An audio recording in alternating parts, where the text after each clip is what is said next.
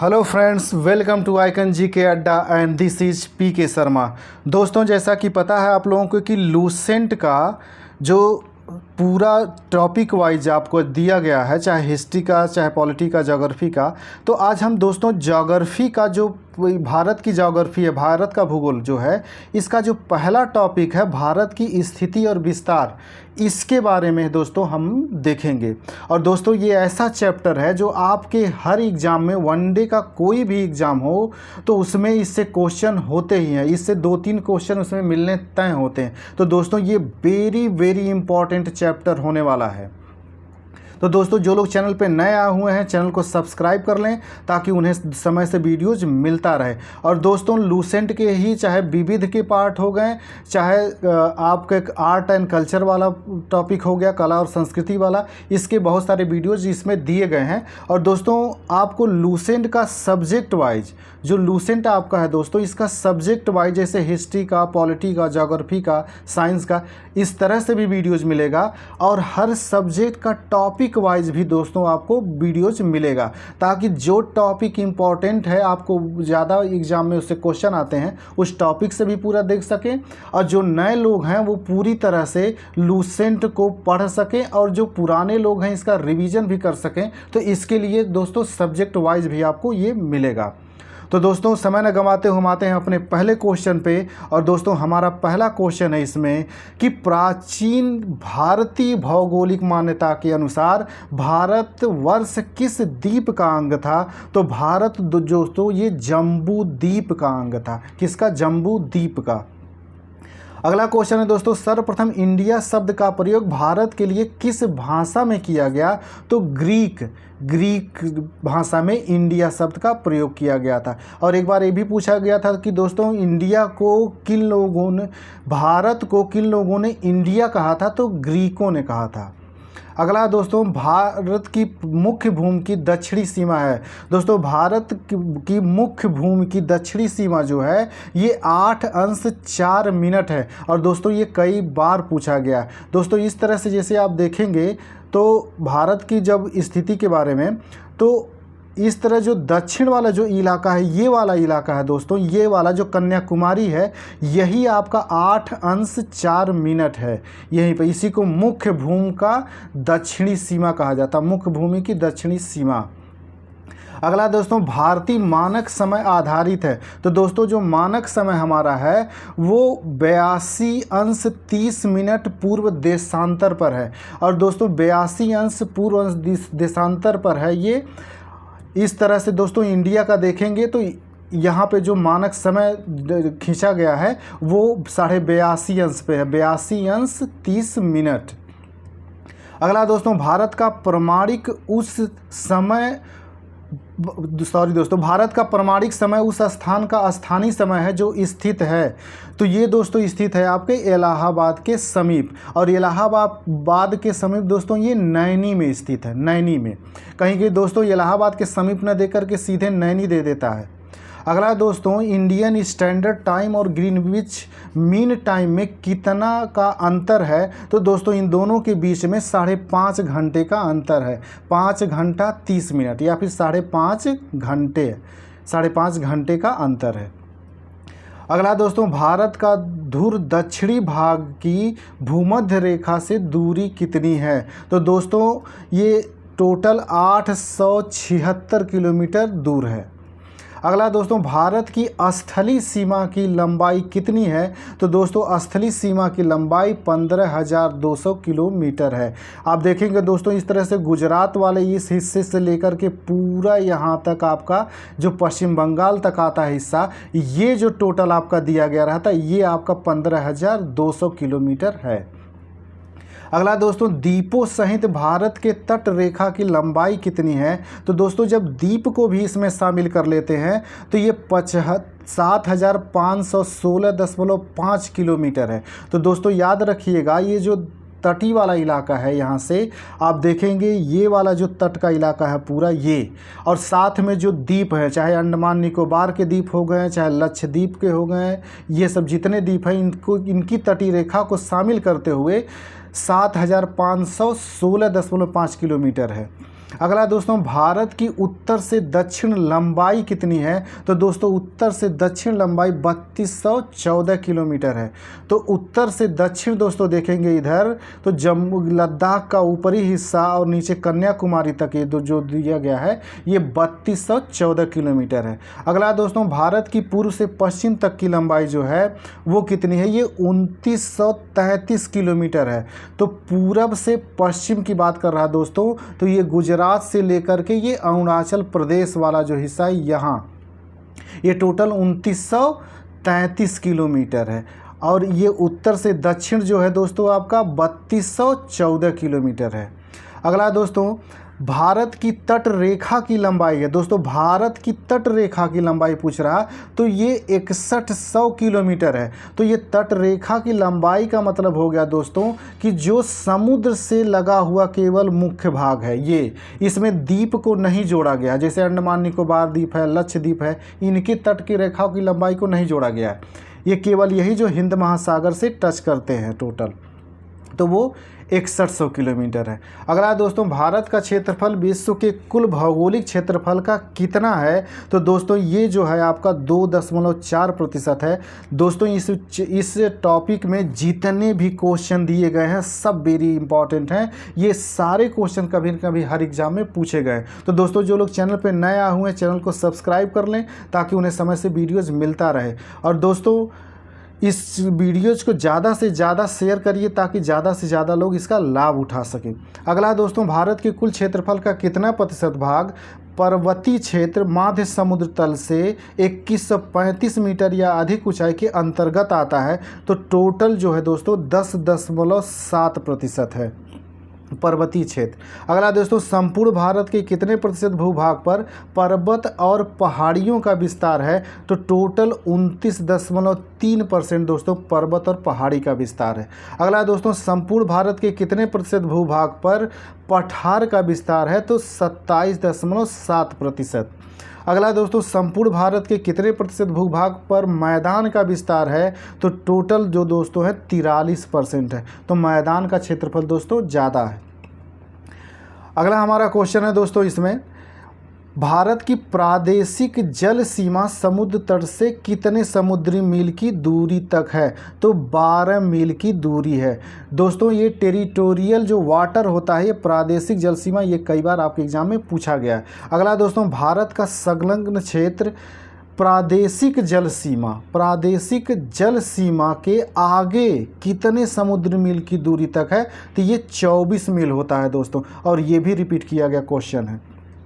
अगला दोस्तों, भारत का एकांतिक आर्थिक क्षेत्र जो एक्सक्लूसिव इकोनॉमिक जोन संलग्न क्षेत्र के आगे कितने समुद्री मील की दूरी तक है? तो दोस्तों ये 200 मील की दूरी तक है। तो दोस्तों ये 12 मील, 24 मील और 200 मील ये तीनों याद रखिएगा, ये तीनों आपके एग्जाम में कई बार पूछे गए हैं।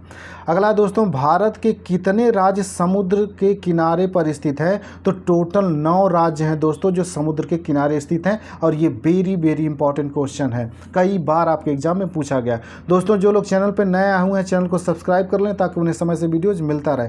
अगला दोस्तों, भारत के सबसे लंबी तट रेखा वाला राज्य है, तो भारत में सबसे लंबी तट रेखा वाला राज्य गुजरात है दोस्तों। अगला है दोस्तों, निम्नलिखित भारतीय राज्यों में से किससे होकर कर्क रेखा नहीं गुजरती है? तो दोस्तों कर्क रेखा कहाँ से नहीं गुजरती है? उत्तर प्रदेश से नहीं गुजरती है। अगला दोस्तों, कौन सी अक्षांश रेखा भारत के मध्य से होकर के गुजरती है? तो कर्क रेखा भारत के मध्य यानी बीचों बीच से गुजरती है। अगला दोस्तों, कर्क रेखा भारत के कितने राज्य से होकर गुजरती है? तो टोटल 8 राज्यों से होकर के गुजरती है। अगला दोस्तों, निम्नलिखित में से किस राज्य से होकर कर्क रेखा नहीं गुजरती है? तो उड़ीसा से नहीं गुजरती है।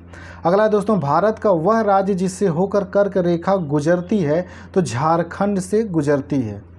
अगला दोस्तों, भारत की मुख्य भूमिका दक्षिणी नोक यानी पॉइंट है, तो इसे केप केमोरीन कहा जाता है दोस्तों, केप केमोरीन। अगला दोस्तों, भारत के दक्षिण में सबसे दूरस्थल स्थल कौन सा है? तो ये इंदिरा पॉइंट है दोस्तों, इंदिरा पॉइंट। अगला दोस्तों, इंदिरा पॉइंट का अन्य नाम है, तो इंदिरा पॉइंट को ही दोस्तों पार्सन पॉइंट भी कहा जाता है, ला ही चिंग भी कहा जाता है और पिग्मेलियन पॉइंट भी कहा जाता है, यानी सभी होते हैं। और दोस्तों ये सब कई बार एग्जाम में पूछे। दोस्तों इसमें जितने भी क्वेश्चन दिए गए हैं सब वेरी वेरी इंपॉर्टेंट हैं, इसलिए हर क्वेश्चन को अच्छे से देखिएगा। अगला दोस्तों, निम्नलिखित में से कौन सा स्थान भूमध्य रेखा के निकट स्थित है? तो इंदिरा पॉइंट जो है दोस्तों ये भूमध्य रेखा के निकट, ये हमारा सबसे दक्षिणतम बिंदु है दोस्तों। अगला है भारतीय भूमि का सर्वाधिक उत्तरी भाग है। तो दोस्तों जो उत्तरी भाग होता है इसे इंदिरा कोल के नाम से जाना जाता है। अगला दोस्तों, भारत का दक्षिणतम स्थान इंदिरा पॉइंट निम्नलिखित में से कहाँ स्थित है? तो ये अंडमान निकोबार द्वीप समूह में स्थित है। अगला क्वेश्चन है दोस्तों, भारत की मुख्य भूमि को रामेश्वरम द्वीप से कौन अलग करता है? तो रामेश्वरम द्वीप से अलग यहाँ करता है पंबन चैनल। पंबन चैनल जो है ये अलग कर देता है। अगला दोस्तों, आदम का पुल निम्नलिखित में से किन दो देशों के मध्य स्थित है? तो दोस्तों ये भारत और श्रीलंका के बीच में है। अगर इंडिया के दक्षिण वाला हिस्सा देखेंगे दोस्तों और इधर श्रीलंका देखेंगे यहाँ पे, तो ये बीच में आदम का पुल है। अगला दोस्तों, निम्नलिखित द्वीपों के युग्मों में से कौन सा एक 10 अक्षांश जलमार्ग 10 डिग्री चैनल द्वारा आपस में पृथक किया जाता है? तो अंडमान और निकोबार को 10 डिग्री चैनल अलग करता है। ये कई बार एग्जाम में पूछा गया। अगला दोस्तों, डंकन पास किसके बीच स्थित है? तो डंकन पास जो है ये दक्षिणी अंडमान और छोटा अंडमान के बीच है और ये भी कई बार रिपीट किया है। अगला दोस्तों, दीव एक द्वीप है। तो दीव जो है जो दोस्तों ये गुजरात के तट पर स्थित है। अगला दोस्तों, भारत और श्रीलंका को अलग करने वाली जल राशि है। तो पाक जल संधि जो होती है ये भारत और श्रीलंका को अलग करती है। अगला दोस्तों, भारत तथा चीन के बीच सीमा बनाने वाली रेखा है। तो भारत और चीन के बीच जो सीमा बनाने वाली रेखा है उसे मैकमोहन रेखा कहा जाता है। अगला दोस्तों, भारत और पाकिस्तान के बीच अंतर्राष्ट्रीय सीमा किसके द्वारा सीमांकित की गई है? तो वो रेड क्लिफ लाइन है। अगला दोस्तों, भारत के सुदूर पूर्व में कौन सा देश भारत के साथ सर्वाधिक लंबी अंतर्राष्ट्रीय सीमा बनाता है? तो पूर्व में म्यांमार जो है दोस्तों सबसे ज़्यादा लंबी सीमा बनाता है पूर्व में। अगला दोस्तों, भारत एवं चीन के बीच सीमा निर्धारित करने वाली मैकमोहन रेखा निम्नलिखित में से किस प्रदेश के उत्तरी सीमा पर खींची गई है? तो ये अरुणाचल प्रदेश में खींची गई है। दोस्तों इस तरह से देखेंगे जब आप, तो जो ये यहाँ पे अरुणाचल प्रदेश वाला इलाका है ये यहीं पे है, चीन और भारत के बीच मैकमोहन रेखा। अगला है दोस्तों, निम्नलिखित में से किस देश के साथ भारत की अंतर्राष्ट्रीय सीमा नहीं लगती है? तो अंतर्राष्ट्रीय सीमा जो है दोस्तों श्रीलंका के साथ नहीं लगती है, बीच में जल क्षेत्र आ जाता है।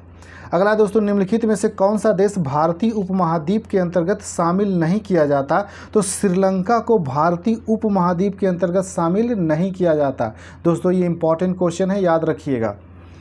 अगला दोस्तों, निम्नलिखित में से किस भारतीय राज्य की समुद्र तटीय सीमा सबसे छोटी है? तो गोवा की जो है दोस्तों सबसे छोटी है और टोटल 9 राज्य हैं दोस्तों जो तटीय राज्य हैं। तो दोस्तों जो लोग चैनल पे नए आए हुए हैं चैनल को सब्सक्राइब कर लें। दोस्तों वीडियो अगर अच्छा लगता है तो इसे लाइक भी करिए और शेयर भी करिए ताकि ज़्यादा से ज़्यादा लोग इसका फ़ायदा उठा सकें।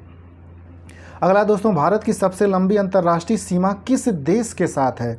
तो सबसे लंबी जो अंतर्राष्ट्रीय सीमा वो बांग्लादेश के साथ है और ये भी कई बार पूछा गया है दोस्तों।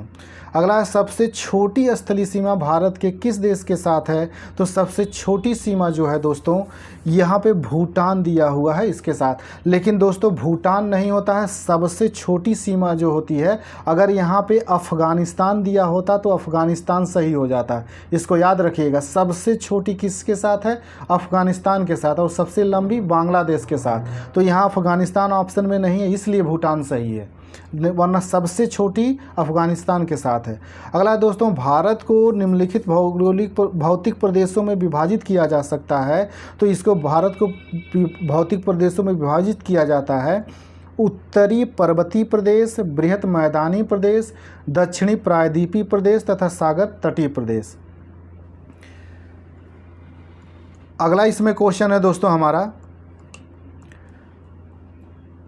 भारत का कौन सा भू आकृतिक विभाग प्राचीनतम है? तो भारत का जो प्रायद्वीपीय पठार है दोस्तों, इस तरह से देखेंगे जो भारत का नक्शा, तो जो दक्षिणी वाला हिस्सा है ये दोस्तों, इसी को प्रायद्वीपीय पठार कहा जाता है और यही सबसे पुराना है, सबसे प्राचीनतम है।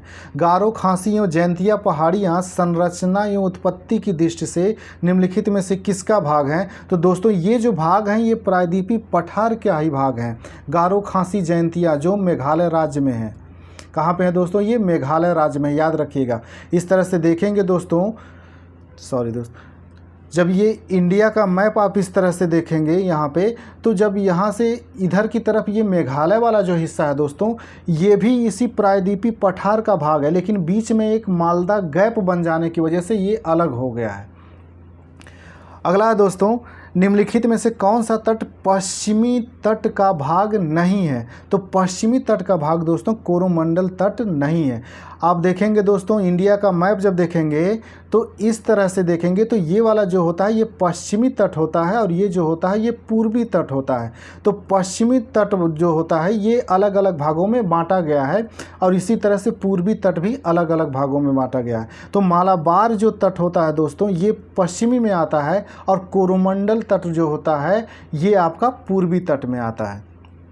अगला दोस्तों, भारत का पूर्वी समुद्री तट किस नाम से जाना जाता है? तो दोस्तों पूर्वी समुद्री तट जो होता है इसको कोरोमंडल तट के नाम से जाना जाता है और पश्चिमी जो होता है इसे मालाबार तट के नाम से जाना जाता है।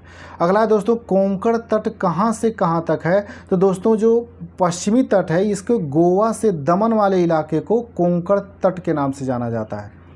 अगला दोस्तों, लक्षद्वीप समूह के द्वीपों की उत्पत्ति निम्नलिखित में से किस प्रकार हुई है? तो दोस्तों लक्षद्वीप समूह के द्वीपों की उत्पत्ति प्रवाल उत्पत्ति है, यानी ये जो द्वीप बने हुए हैं दोस्तों ये प्रवालों द्वारा निर्मित है।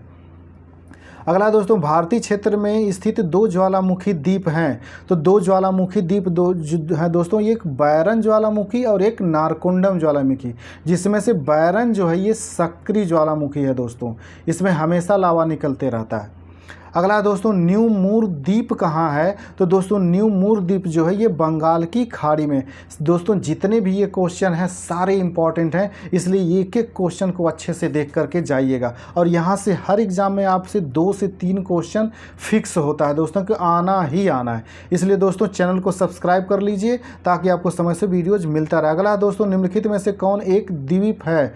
तो दीव जो है दोस्तों ये द्वीप है। अगला दोस्तों, स्वतंत्रता से पूर्व कौन सा भारतीय क्षेत्र काला पानी के नाम से जाना जाता था?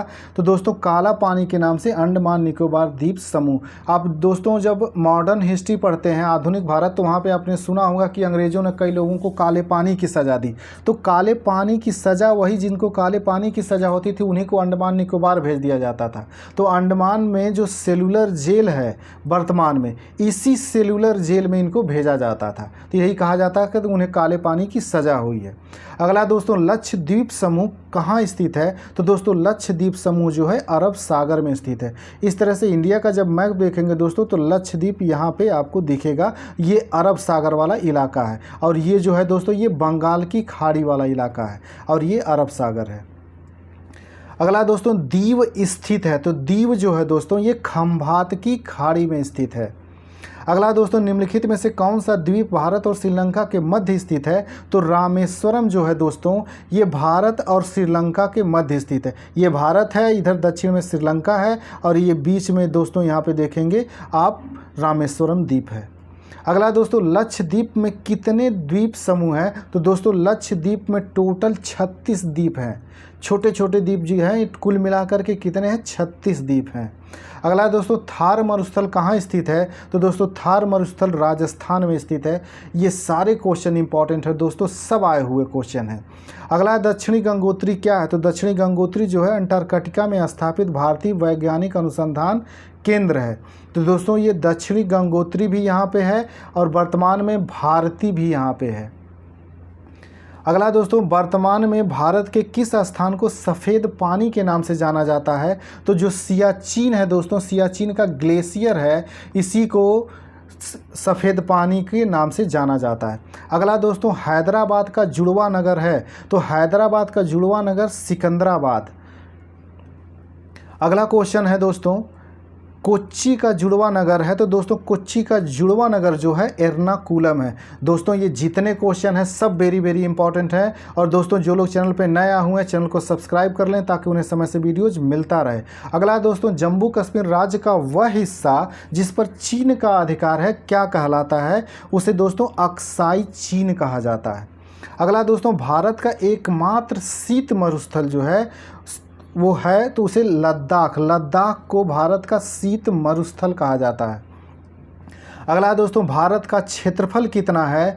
तो 32,87,263 वर्ग किलोमीटर है भारत का क्षेत्रफल। और ये सब जितने हैं दोस्तों सब रट्टा मार जाइएगा, आपके एग्जाम में हमेशा कभी न कभी ये पूछता रहता है। अगला दोस्तों, भारतीय उपमहाद्वीप मूलतः एक विशाल भूखंड का भाग था जिसे कहा जाता था, तो भारत जो है ये गोंडवाना लैंड का भाग था। अगला दोस्तों, निम्नलिखित में से कौन सा भारतीय राज्य कर्क रेखा के उत्तर में स्थित है? तो दोस्तों मणिपुर जो पड़ जाता है ये कर्क रेखा के उत्तर में है। अगला तो निम्नलिखित में से कौन सा नगर कर्क रेखा के निकटतम दूरी पर अवस्थित है? तो अगरतला, जो त्रिपुरा की राजधानी है दोस्तों अगरतला, वो सबसे कर्क रेखा के निकटतम दूरी पर है। अगला दोस्तों, निम्नलिखित में से कौन सा कथन सत्य है? तो इसमें कथन दिया है दोस्तों, भारत पूर्णतः उत्तरी गोलार्ध में स्थित है, ये भी सही है। भारत की आकृति चतुष्कोणीय है, ये भी सही है।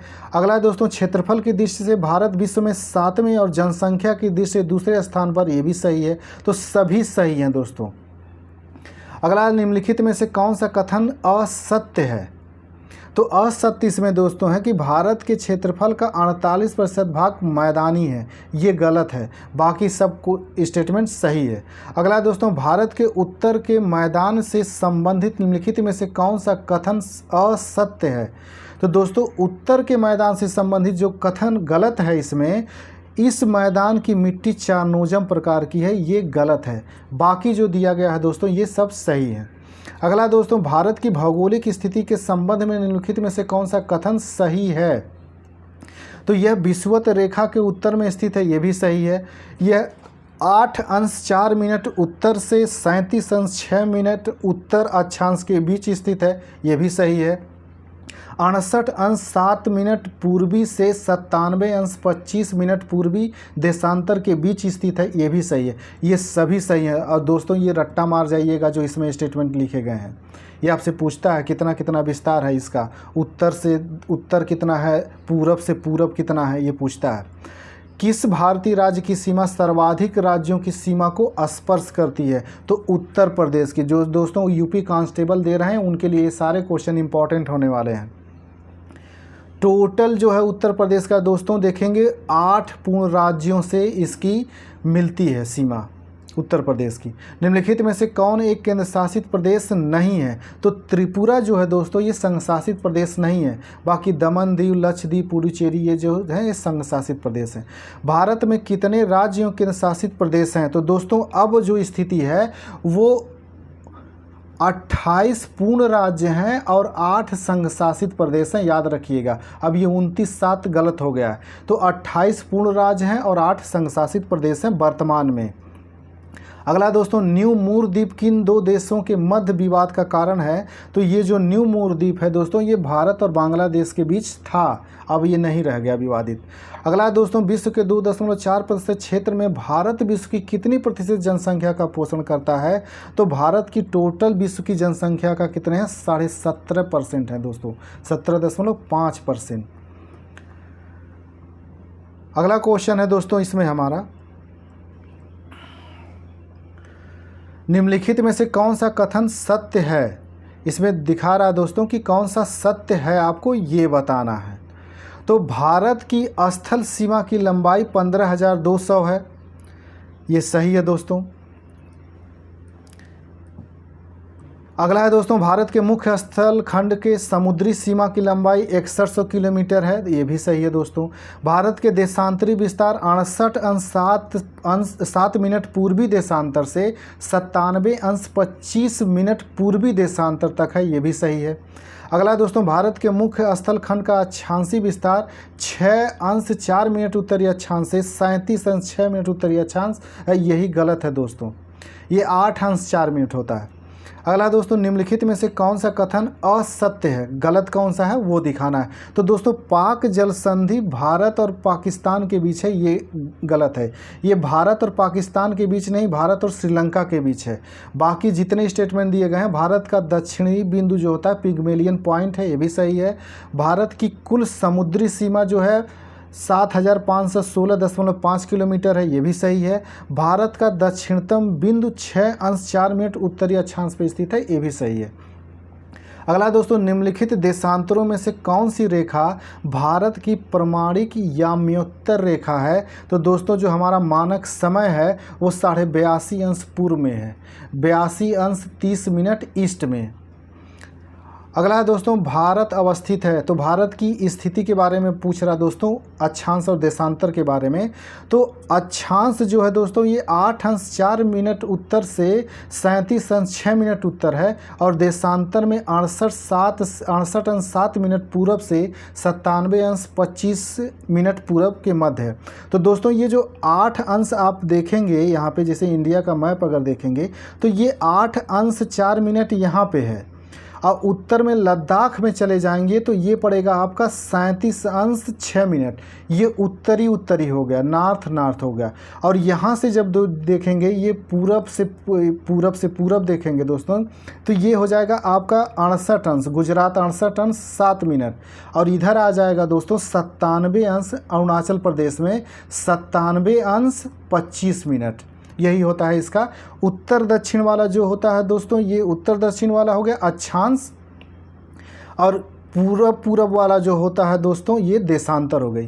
क्योंकि आपने दोस्तों अगर देशांतर रेखा और अक्षांश रेखा जानते होंगे, तो अक्षांश रेखा जो होती है ये कर्क रेखा में जो उत्तर से ऊपर की ओर जाती है, ये जो पैरेलल होती है दोस्तों, ये अक्षांश रेखा होती है। और देशांतर रेखा होती है दोस्तों, ये जो वर्टिकल खींची जाती है, ये वर्टिकल जो खींची गई है खड़ी पाई के तौर पे, ये देशांतर होती है। और अक्षांश रेखा जो होती है, जो हॉरिजेंटल होती है।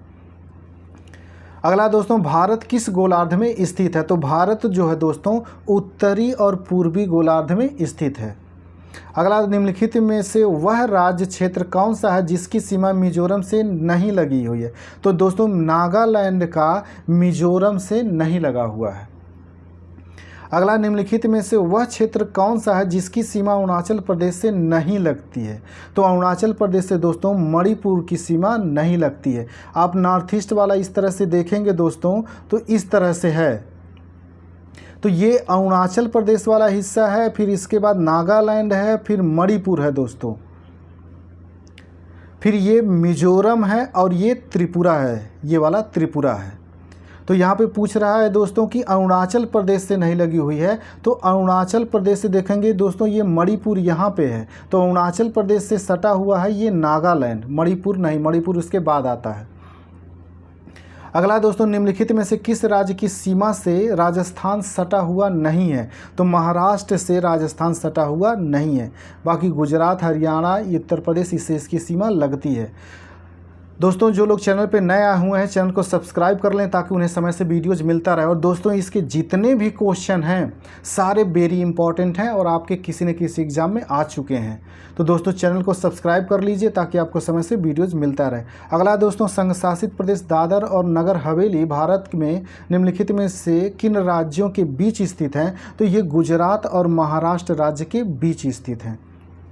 अगला दोस्तों, निम्नलिखित में से कौन सा राज्य पहले नेफा के नाम से जाना जाता था। तो अरुणाचल प्रदेश को दोस्तों पहले नेफा के नाम से जाना जाता था, और ये कई बार रिपीट किया है। अगला दोस्तों, पोर्ट ब्लेयर स्थित है। तो जो अंडमान निकोबार की राजधानी है पोर्ट ब्लेयर दोस्तों, वो दक्षिणी अंडमान पर स्थित है। अगला, निम्नलिखित में से कौन सा युग्म सही नहीं है। तो दोस्तों, झांसी जो है ये मध्य प्रदेश में नहीं है, झांसी आपके उत्तर प्रदेश में पड़ता है। बाकी मदुरै तमिलनाडु में है, हरिद्वार उत्तराखंड में है, अलवर राजस्थान में है। अगला है दोस्तों, इंदिरा पॉइंट किसकी दक्षिणी नोक है। तो इंदिरा पॉइंट जो है दोस्तों, ये अंडमान निकोबार द्वीप समूह में स्थित है, इसी की दक्षिणी नोक है। अगला है दोस्तों, निम्नलिखित राज्यों को क्षेत्रफल के अनुसार क्रम में रखें और सही विकल्प का चयन करें।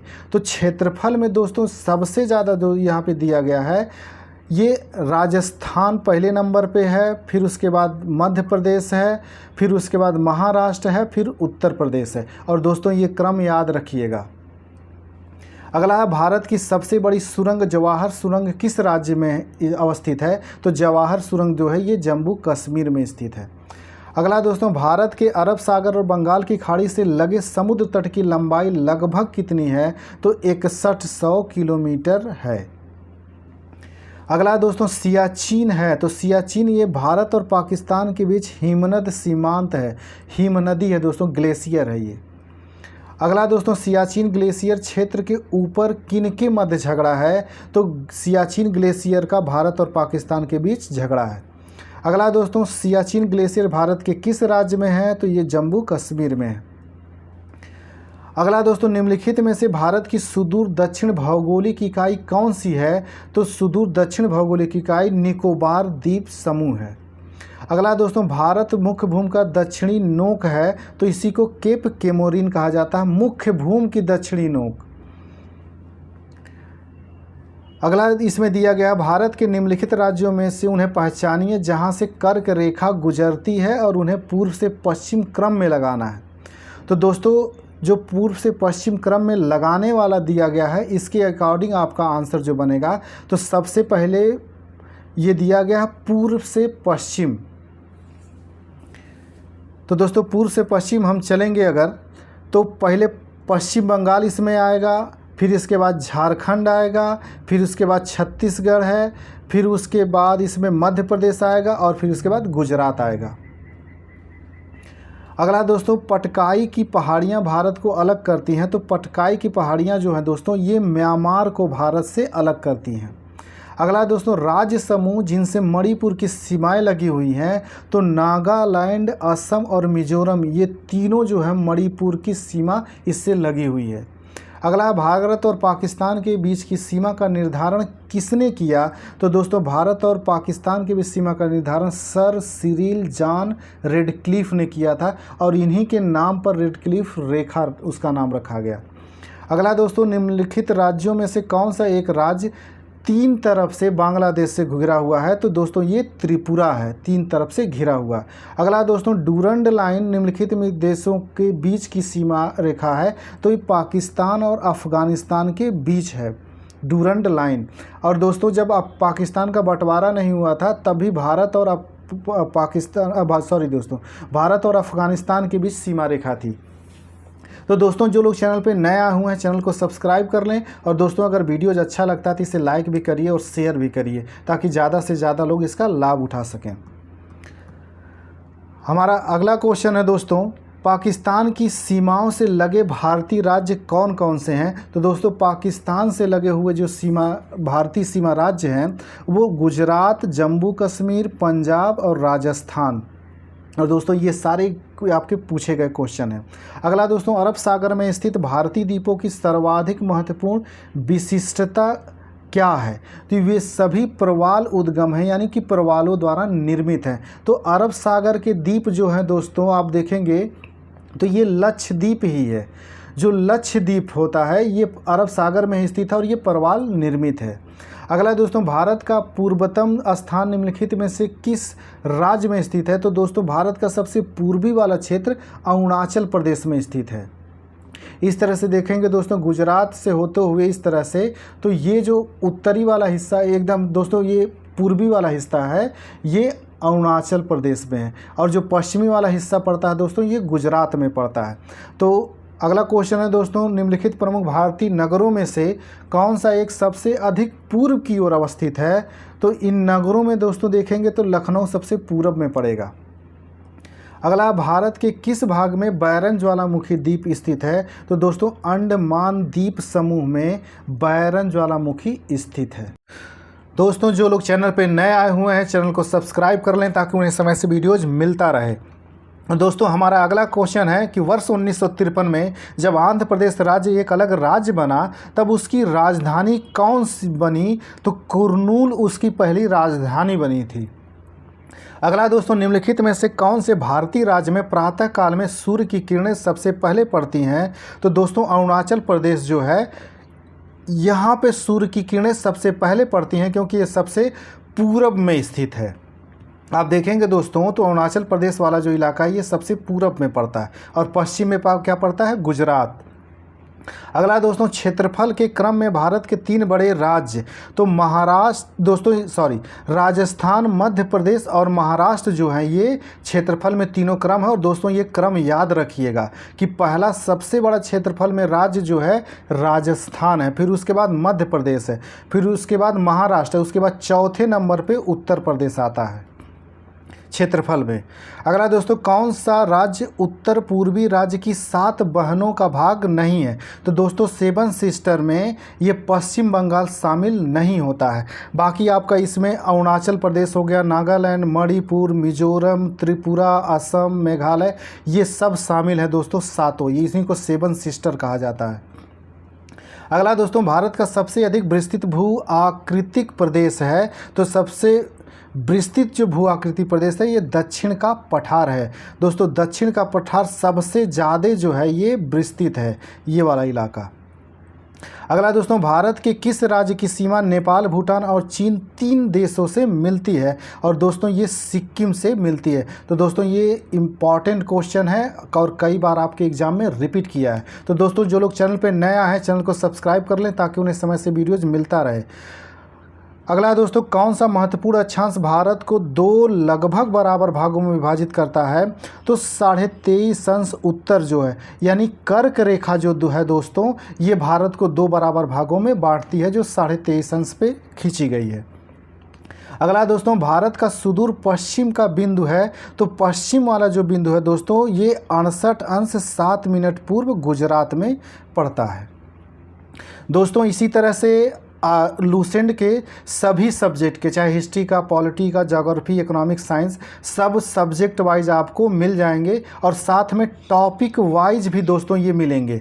हर टॉपिक का, जैसे ज्योग्राफी का है दोस्तों तो ज्योग्राफी में इंडियन ज्योग्राफी का, वर्ल्ड ज्योग्राफी का, तो जो नदियों के बारे में, पर्वतों के बारे में, झीलों के बारे में, ये सारे टॉपिक वाइज भी आपको मिलेंगे। इसलिए कह रहा हूँ दोस्तों कि चैनल को सब्सक्राइब कर लीजिए, ये सारे वीडियोज़ आपके लिए बहुत ही लाभ के होने वाले हैं और आप इस सब देख करके जाएंगे तो एग्ज़ाम में ज़्यादा से ज़्यादा स्कोर करेंगे।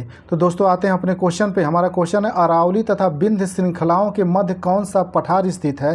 तो दोस्तों अरावली और विंध्य श्रृंखला के बीच में मालवा का पठार स्थित है।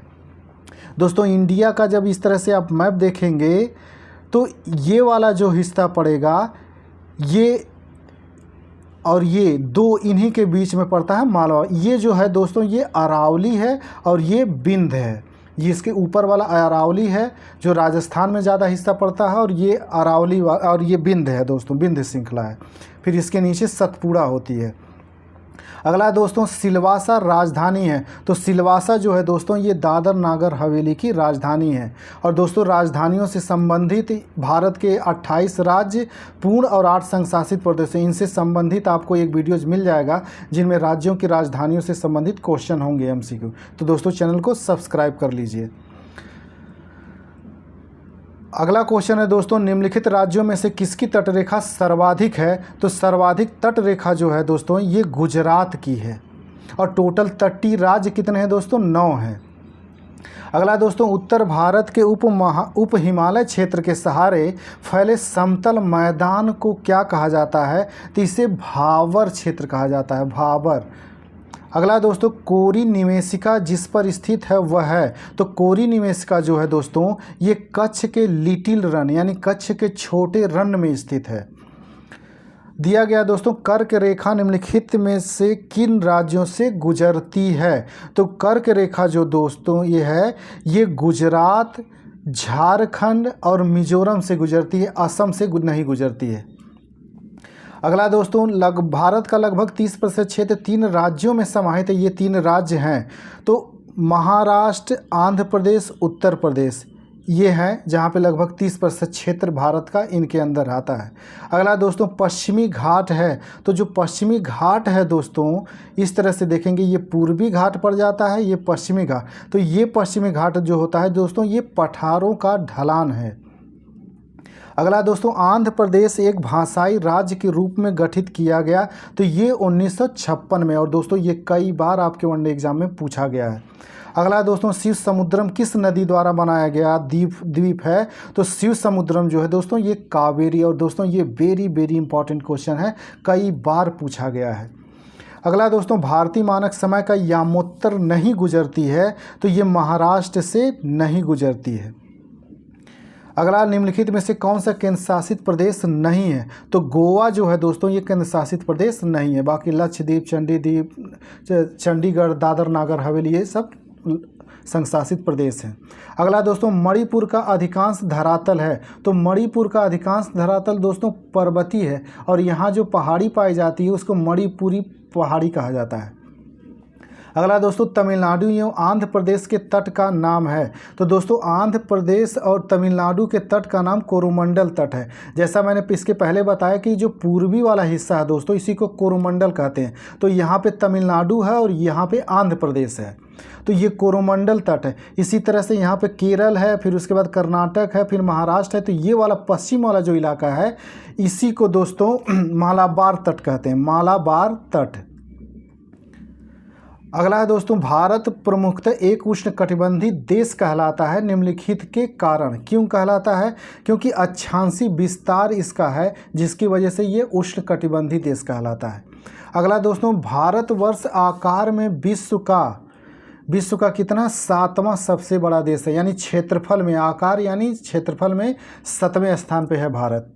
अगला दोस्तों, भारत के लिए समुद्री मार्ग की खोज का श्रेय जाता है? तो दोस्तों पुर्तगालियों ने ही समुद्री मार्ग की खोज की थी। आपको पता होगा कि 1498 में जब वास्को डिगामा आया था कालीकट केरल में, ये कालीकट केरल में पड़ता है, उसी समय से माना जाता है। अगला दोस्तों, पूर्वी तटीय मैदान का एक अन्य नाम है? तो जो पूर्वी तटीय मैदान है दोस्तों इसी को कोरोमंडल तटीय मैदान कहते हैं। अगला दोस्तों, भारत के भौगोलिक मानचित्र कौन तैयार करता है? तो भारत का भौगोलिक मानचित्र भारतीय भौगोलिक सर्वेक्षण द्वारा तैयार किया जाता है।